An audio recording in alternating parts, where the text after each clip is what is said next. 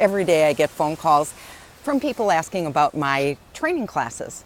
And I love teaching classes, but I can't be everywhere. And although I do online training, and that's a wonderful problem solving, customized option for a lot of people, other people do need a group class. And the other day I got a call from somebody in Madison, and the only thing that I can offer, since I don't have a direct referral there, is this is how to look for a dog trainer.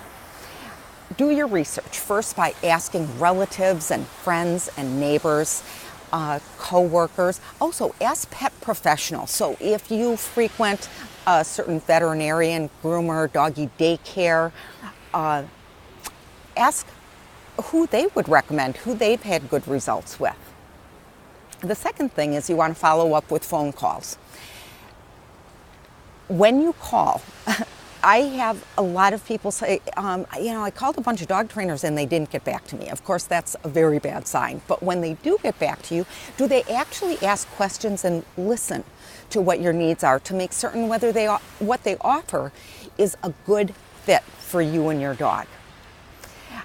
Does what they say make sense, or does it seem like a very convoluted approach? And definitely ask them about their approach. I have a lot of people asking me, do I use food-based training?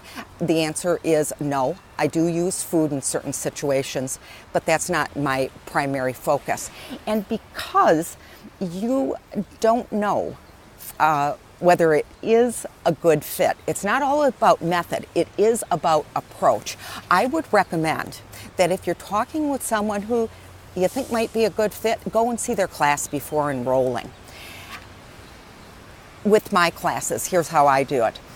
They are short because I believe I want to have people when they've got really good attention span and are enthusiastic. And if a class runs too long, just frankly, the energy level reduces and you're not going to get the results. So what is short? My most popular class, the Essential Basics, is a 4-lesson course, 45 minutes weekly, and the class size is small. There's usually about 8 people in the class, and I have 1 assistant in that class. It's family friendly. I recommend, if there are any household members interested in attending, come on along, but there should be 1 handler. If people are switching back and forth, so let's say you have 1 dog, 1 handler, but you have a family of 4 that would be switching back and forth. That's a class of 5. It's not about the dog. It's about having students getting a certain mastery of the technique so that you can go step by step to the next level. My classes are very goal-oriented. Every week, with every exercise, the people are getting directives. This is how you can work with this week. I follow up the next week saying, how did it go? Did you use those distractions? Did you have any challenges? And I always tell them why we're doing this exercise. Sometimes it's completely obvious, but I want to use real life examples that it'll make the dog more social. It'll make them more controllable so that you can get the things done that you need to get done. Because not only do you have a dog, you have a life. I talk about how to apply it if you're in a multi-pet household, because oftentimes there will be challenges in the interactions between dogs, if there's cats in the household, and if there's children. There can also be people in the household that are intimidated by the dog or that make the dog unruly.